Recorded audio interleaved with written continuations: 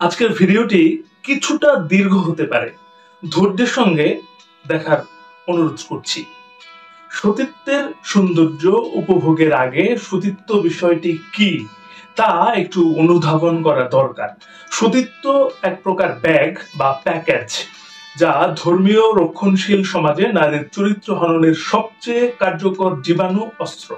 এটি কেবল যোনিপথ দিয়ে পুল্লিঙ্গ প্রবেশের ঘটনায় সীমাবদ্ধ নয়, এর ব্যাপ্তি, পরিধি ও বিস্তৃতি আমলে নিলে মনে হবে ভার্জিনিটি বা কুমারিত্ব এই প্যাকেজের বহু উপকরণের একটি মাত্র।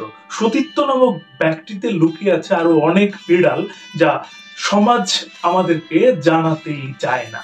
বিষয়টি টের পাই যদি আমরা ইংরেজি হাইমেন শব্দটির বাংলা অনুবাদের দিকে তাকাই। হাইমেনের বাংলা করা হয়েছে সতীচ্ছদ পর্দা, যা একটি পর্দা বা পর্দা সদৃশ অঙ্গ, তাকে পরিচয় করিয়ে দেওয়া হয়েছে সতীচ্ছদ পর্দা নামে। নামটি কি নির্দেশ করে? নামটি মানুষকে বলে যে পর্দা ছেদ করলে সতীত্ব লঙ্ঘিত হয়, বা যে পর্দার ছেদা পাওয়া গেলে বুঝতে হবে নারীটি তার সতীত্ব হারিয়েছে, সেটি সতীচ্ছদ পর্দা। সতীচ্ছদ বেশ ভয়ানক ও সাংঘাতিক শব্দ। কারা কিভাবে এই শব্দ উদ্ভাবন করেছে আমি জানি না, কিন্তু মানুষের একটি বিশেষ গোষ্ঠী যে সতীত্বের ধারণাকে নারীর দৈহিক অর্গানের সাথে মিশিয়ে দিয়েছে, নারীর শরীরেই নারীর বিরুদ্ধে মামলার সাক্ষী খুঁজে বের করেছে, এটি এখানে স্পষ্ট। ধর্মগুরুরা আবহমান কাল থেকেই সতী নারীর প্রত্যাশা ও অসতী নারীর নিন্দা করে আসছে। সৎ ও সতী, অসৎ ও অসতী, এই চারটি শব্দ একই পরিবারের। শব্দগুলো পাশাপাশি উচ্চারণ করলে টের পাই সতী ও অসতী হলো সৎ ও অসৎ এর স্ত্রীলিঙ্গ। ফলে কোন নারী অসতী, এটি দিয়ে সমাজ মূলত বোঝাতে চায় নারীটি কেবল অকুমারী নয়, বরং সামগ্রিকভাবেই সে দুশ্চরিত্রা ও অসৎ। ভাষার মাধ্যমে মানুষকে কলঙ্কিত করার এই এক অনন্য নজির। সুতরাং বলা যায় সতীত্ব ধারণাটি নারীর সুনাম হরণের এক অব্যর্থ পারমাণবিক চাবি। কোন নারী সতী নয় এমন সন্দেহ একবার পোষণ করা গেলে ওই নারীকে মানুষ বলে স্বীকার করার আর প্রয়োজন পড়ে না। নারীটির একটি তাৎক্ষণিক ডিহিউম্যানাইজেশন ঘটে, অর্থাৎ তার মানবিক গুণাবলী ও মৌলিক অধিকার সমূহ এক মুহূর্তেই ভেঙে পড়ে। আমি এই বিষয়টির নাম দিয়েছিলাম এনিমেলাইজেশন বা পশুকরণ। কাউকে মানুষ থেকে একবার প্রাণী বা পশুতে পরিণত করা গেলে, বা কাউকে মনে মনে মানুষের পরিবর্তে গবাদি পশু হিসেবে কল্পনা করতে পারলে তার সাথে যে কোনো অন্যায় ও অবিচার করা সহজ হয়। বাংলাদেশে সিনেমা শিল্পের নারীদের প্রতি সমাজ এই ধরনের মনোভাব পোষণ করে থাকে। তারা কোনো অন্যায়ের শিকার হলে সমাজ ধরে নেয় এটি তার প্রাপ্য, কারণ সে সতী নয়, বেশ্যা। সমাজ সেনাদের মনোভাব, যে নারী আমার নয়, যাকে আপন করে পাওয়ার সুযোগ আমার নেই, সে নারী অবশ্যই দুশ্চরিত্রা। প দিয়ে নাম শুরু হওয়া এক অভিনেত্রীর বেলায় এমনটি লক্ষ্য করেছিলাম। ভদ্রমহিলা যখন গ্রেফতার হয়েছিলেন তখন সমাজ বিপুল উৎসাহে তার চরিত্র হনন করেছিল, তাকে আখ্যা দিয়েছিল রাতের রানী। অবস্থার দৃষ্টি মনে হয়েছিল বাংলাদেশে বাস করছেন অসংখ্য ছোট ছোট দেবতা, যারা সকলেই অপছন্দের মানুষদের গায়েব জানেন। কেউ যখন এ অঞ্চলে অসতী নারী কল্পনা করেন তখন মনে মনে দেখতে পান নারীটি নানা পুরুষের সাথে ঘুমাচ্ছে, সঙ্গম করছে বা লিপ্ত হচ্ছে ছিনালিতে। বিষয়টি গড় চিন্তার সাধারণ মানুষেরা সহজভাবে নিতে পারে না, কারণ কল্পনায় যে কোনো আকর্ষণীয় নারীকেই তারা নিজের করে পেতে চায়। এটি তো অসম্ভব, তাই না? সমাজের সব আকর্ষণীয় নারীকে কি একজন পুরুষের পক্ষে পাওয়া সম্ভব? সম্ভব না। এজন্য তারা যৌন হিংসায় আক্রান্ত হয়ে রোধ করতে চায় নারীদের সঙ্গম। এ রোধ কাণ্ডের অংশ হিসেবেই উদ্ভব ঘটেছে সতীত্ব ধারণাটির, কারণ এটি দিয়ে নারীকে খুব কার্যকরভাবে ভয় দেখানো যায়। যেহেতু কোনো মানুষই সামাজিক তিরস্কারের মুখোমুখি হতে চায় না, তাই নারীরাও বিষয়টি সহজেই মেনে নেয়। তারাও বিশ্বাস স্থাপন করে সতীত্বে, ভাবে যে করেই হোক সতীত্ব বজায় রাখতে হবে, কিন্তু এতে বিশেষ লাভ হয় না। যাদের ভয়ে নারীরা সতীত্ব বজায় রাখতে চায় তারাই তাদেরকে অবিশ্বাস করে, চরিত্রে কালিমা লেপন করে। চলাফেরা একটু ধর্মসম্মত না হলেই রব ওঠে মেয়েটি নষ্টা, তাকে বিয়ে করা যাবে না। বিয়ের আগে কোনো নারী অন্য পুরুষের সাথে মিলিত হয়েছে কিনা বা স্বামী ছাড়া আর কারো হাতে তার সতীত্ব বিসর্জন ঘটেছে কিনা এটি বাঙালি নিশ্চিত হতে চায়।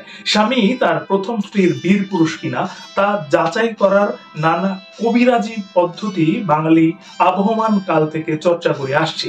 কোন নারী সারা জীবন স্বামীর জন্য অপেক্ষা করে আছে এমন কল্পনা বাঙালি পুরুষকে খুব সুখ দেয়।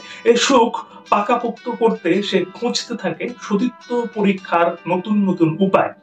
এর উপায় সন্ধান প্রক্রিয়ায় সাপে বর হয়ে দেখা দিয়েছে নারীদের একটি অঙ্গটির নাম হাইমেন। তবে সতীত্ব ধারণার সাথে হাইমেন আদৌ সম্পর্কযুক্ত কিনা এটি একটি গুরুতর প্রশ্ন। হাইমেনের বাংলা হিসেবে সতীচ্ছদ পর্দা উপযুক্ত কিনা এ বিষয়টিও খতিয়ে দেখা দরকার। হাইমেন কি? হাইমেন এক প্রকার পাতলা পর্দা সদৃশ দেয়াল, যেটি যোনিপথে ধুলোবালি, অনাকাঙ্ক্ষিত বস্তু, জীবাণু ও অন্যান্য ফরেন বডি ঢুকতে বাধা দেয়। মানুষ যখন জঙ্গলে ছিল, যখন কাপড় চোপড় ছিল না, তখন যোনিপথের সুরক্ষায় এই হাইমেন খুব গুরুত্বপূর্ণ ভূমিকা পালন করত। এ ভূমিকা অঙ্গটি এখনো পালন করছে। তবে হাইমেনের আকৃতি সব নারীতে একরকম নয়, এর পুরুত্বেও ভিন্নতা আছে। বাঙালির ধারণা এটি বুঝি ঢাকনা সদৃশ কোনো নিশ্ছিদ্র পর্দা, আসলে তা নয়।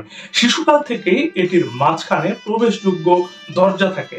একেবারে নিশ্ছিদ্র হাইমেন অতি বিরল ঘটনা, বরং নিশ্ছিদ্র হাইমেন এক ধরনের অসুখ।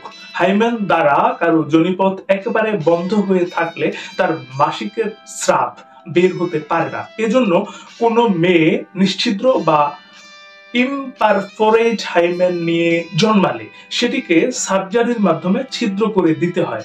বাঙালি উন্মাদরা এরকম ইমপারফোরেট হাইমেন পেলে ভাববে আমার স্ত্রী তো মাশাআল্লাহ অনেক সতী। একটি গবেষণা পত্রে দেখলাম প্রতি হাজারে মাত্র 1 থেকে 2 জন শিশু নিশ্ছিদ্র বা ইমপারফোরেট হাইমেন নিয়ে জন্মায় এবং এটি এক প্রকার জন্ম ত্রুটি যা চিকিৎসাযোগ্য। চিকিৎসা না করলে এ থেকে দেখা দিতে পারে নানা ধরনের শারীরিক জটিলতা। বীর পুরুষের আঘাতে হাইমেন ফেটে রক্ত বের হয়, এটি একটি কাকতালীয় মূর্খতা, গ্রাম্য কুসংস্কার। ব্যাপারটি থেকে কিছু মানুষ ধর্ষকামী আনন্দ নিতে চায়। দেবোরা রজার্স ও মার্গারেট স্টার্ক তাদের গবেষণায় দেখিয়েছেন প্রথম সঙ্গমে রক্তপাতের ঘটনা অত্যন্ত বিরল। এটি সচরাচর ঘটে না। রক্তপাত নানা কারণে ঘটতে পারে এবং এটি মোটেও হাইমেন ফেটে রক্তপাত নয়। হাইমেন জন্ম থেকেই ফাটা বা দরজা যুক্ত থাকে, এটিকে নতুন করে ফাটানোর কিছু নেই। ডেভিড ভাইজের এক গবেষণায় দেখলাম প্রথম সঙ্গমে রক্তপাতের প্রধান কারণ মূলত ভয়, শঙ্কা, উত্তেজনা ও লুব্রিক্যান্ট বা পিচ্ছিলকারক রসের অনুপস্থিতি। আবার অনেক নারীর হাইমেনের ছিদ্র ছোট থাকে বা তাদের হাইমেনের দেয়াল পুরু থাকে। এরকম নারীদের প্রথম, দ্বিতীয়, তৃতীয়, এমনকি সহস্রতম সঙ্গম ব্যথা এবং রক্তপাত হতে পারে। সবচেয়ে আশ্চর্যের বিষয়, কিছু গবেষণায় দেখা গেছে হাইমেন ফেটে যাবে এই কুসংস্কারে বিশ্বাস করার কারণেও অনেক নারী প্রথম সঙ্গমে ভয় পায়, ব্যথা পায়, রক্তপাত হতে পারে, কারণ কাল্পনিক ভয়ে তারা সঙ্গমে সাড়া দিতে পারেনি, ফলে যোনিপথ পিচ্ছিল হয়নি। কিন্তু পিচ্ছিল হোক বা না হোক, যোনিপথ সঙ্গমের জন্য প্রস্তুত হোক বা না হোক, বীর গর্ধবগণ তাদের কার্যক্রম চালিয়ে গেছে এবং ঘর্ষণে রক্তাক্ত হয়েছে যোনিপথের দেয়াল। কোনটি স্বাভাবিক, কোনটি অস্বাভাবিক তা বাঙালি শনাক্ত করতে পারছে না। তাদের যৌন শিক্ষা নেই বললেই চলে। প্রথম সঙ্গমে রক্তপাত হবে এই অত্যন্ত অস্বাভাবিক ও বিরল ব্যাপারটিকে তারা ধরে নিয়েছে স্বাভাবিক প্রত্যাশা হিসাবে। সঙ্গমে রক্তপাত যে একটি বড় অসুস্থতা ও দুর্ঘটনার লক্ষণ, এটি বাঙালি ভাবতেই চায় না। সমাজকে অনুধাবন করতে হবে সতীত্ব বা কুমারিত্ব এই বিষয়গুলোর সাথে হাইমেনের কোনো সম্পর্ক নেই। হাইমেন হলো নারীর যোনিপথের একটি সুরক্ষা যন্ত্র মাত্র। এটিকে সতীত্ব শনাক্ত করার অস্ত্র বানিয়েছে বাসর রাতে বউয়ের হাত পা বেঁধে সঙ্গম করা লোকেরা।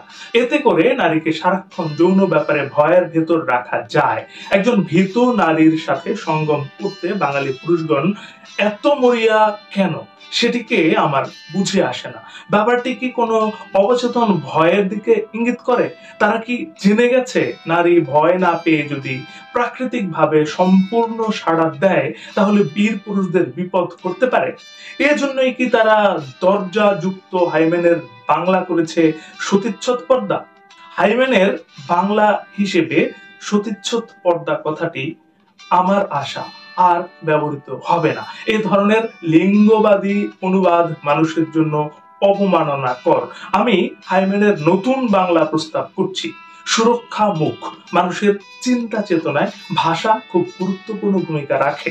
ভাষা যদি বিকৃত হয় তাহলে চিন্তায়ও বিকৃতি আসে। মানুষ মূলত ভাষার অবকাঠামো। যার ভাষা উন্নত তার চিন্তাও উন্নত। বাংলা ভাষাকে সেক্সিস্ট শব্দ ভান্ডার থেকে মুক্ত না করলে বাঙালির চিন্তা ভাবনা হতে নারী বিদ্বেষ, পুরুষ বিদ্বেষ এই শব্দগুলো তাড়ানো যাবে না।